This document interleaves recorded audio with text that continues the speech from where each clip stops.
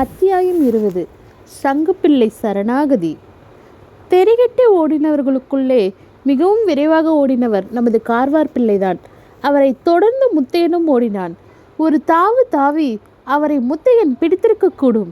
ஆனால் அப்படி உடனே அவரை பிடிக்க அவன் இஷ்டப்படவில்லை. கூட்டமில்லாத தனியிடத்தில் பிடிக்க வேண்டுமென்று கருதி பின்னோடே சென்று கொண்டிருந்தான். கடைசியில் ஊருக்கு கொஞ்ச தூரத்தில் விளக்கு வெளிச்சம் ஒன்றுமே இல்லாத இடத்தில் ஒரு வைக்கோல் போருக்கு அருகில் அவரை பிடித்து வீழ்த்தினான். அவருடைய மார்பின் மேல் ஒரு முழங்காலை ஊன்றி உட்கார்ந்து கொண்டான். கத்தியை கையில் தூக்கி பிடித்து கொண்டான். சங்குப்பிள்ளைவாள், நான் இந்த நிமிஷம் எங்கே இருக்கிறேன் சொல்லும் பார்க்கலாம் என்று கூறி பற்களை நரநரவென்று கடித்தான். சங்குப்பிள்ளைக்கு பயத்தினால் பாதி பிராணன் போய்விட்டது. தம்பி, என்னை விட்டுவிடு, நான் ஒன்றும் பண்ணவில்லை.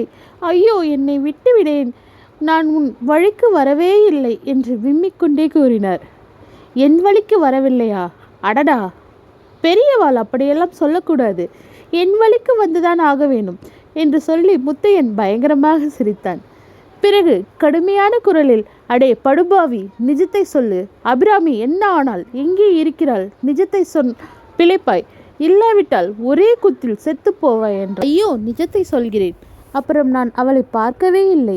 போலீஸ் இன்ஸ்பெக்டர் வீட்டுக்கு யாரோ அழைத்து போனார்களாம். இன்ஸ்பெக்டர் வீட்டு அம்மா அவளை சென்னை பட்டணத்தில் கொண்டு போய் பள்ளிக்கூடத்தில் சேர்த்துருக்கிறாளாம். மற்றபடி எனக்கு ஒன்றும் தெரியாது. முத்தையா, நான் பிள்ளைக்குட்டிக்காரர், என்னை விட்டுவிடு என்று கதறினார் சங்குப்பிள்ளை. நீ இப்போ சொன்னது நிஜம்தானே? பொய் என்று தெரிந்ததோ கொன்று விடுவேன்.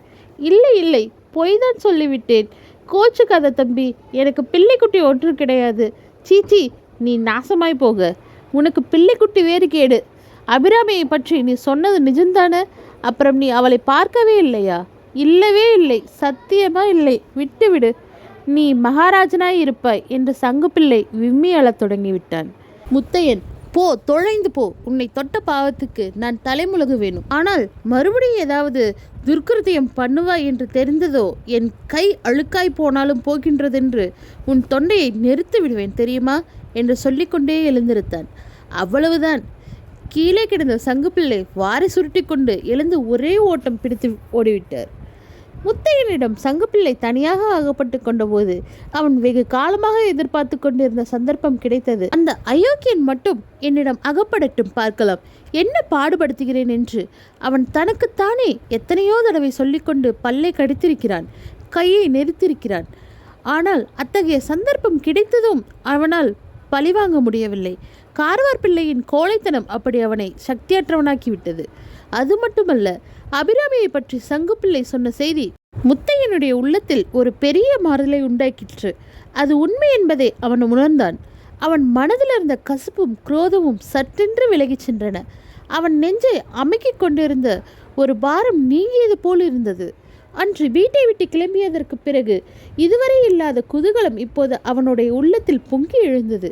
இத்தகைய மனோநிலையில் அவன் தன் கைகளை கரையாக்கிக் கொள்ள உண்மையிலேயே விரும்பாதபடியாதலால் தான் கார்வார் பிள்ளையை விட்டுவிட்டான். அவன் எழுந்து ஓடின போதும் ஒரு சிரிப்பு சிரித்துவிட்டு குஷாலாக சீட்டி அடித்து கொண்டு சென்றான். இங்கே கல்யாண பந்தலில் கல்வன் மறைந்ததும் எல்லோரும் மறுபடியும் ஒன்று திரண்டு கும்பல் கூடி பேசினார்கள். முக்கிய விருந்தினரில் ஒருவரான தர்மகர்த்தா பிள்ளை மற்றும் சிலரை பார்த்து, இத்தனையோண்டு வாண்டு பயல் தனியாய் வந்து இவ்வளவு கபார பண்ணிவிட்டு போகிறான். நாம் எல்லோரும் வாயிலை விரலை வச்சுண்டு தானே நிற்கிறோம் என்று இறைந்தார். கும்பலில் அவர் சமீபத்தில் நின்ற ஒரு சிறுவன் சற்றென்று தன் வாயிலிருந்த விரலை எடுத்தான். அந்த பையனுக்கு வந்த கோபத்தை போலவே அங்கிருந்து இன்னும் பலருக்கு ரோஷம் பிறந்தது. அவரவர்களும் வாங்க போகலாம், வாங்க போகலாம் என்று சொல்லிக்கொண்டு தடிகளுடன் லாந்தர்களுடன் கிளம்பினார்கள். ஊருக்கு கொஞ்ச தூரம் மேற்கே அவர்கள் போனபோது சங்குப்பிள்ளை எதிரே வந்தார்.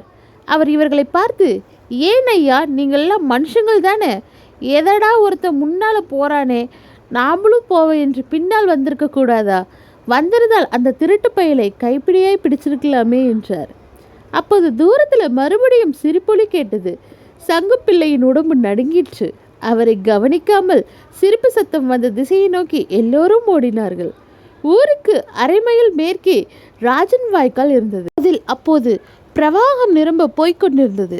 வாய்க்காலின் மேல் மூங்கில் களியினால் பாலம் போட்டிருந்தது. முத்தையன் அந்த பாலத்திற்கு சமீபம் வந்தபோது கொஞ்ச தூரத்தில் அதோ போகிறான், விடாதே பிடி என்ற சத்தத்துடன் ஜனங்கள் ஓடி வருவதை பார்த்தான்.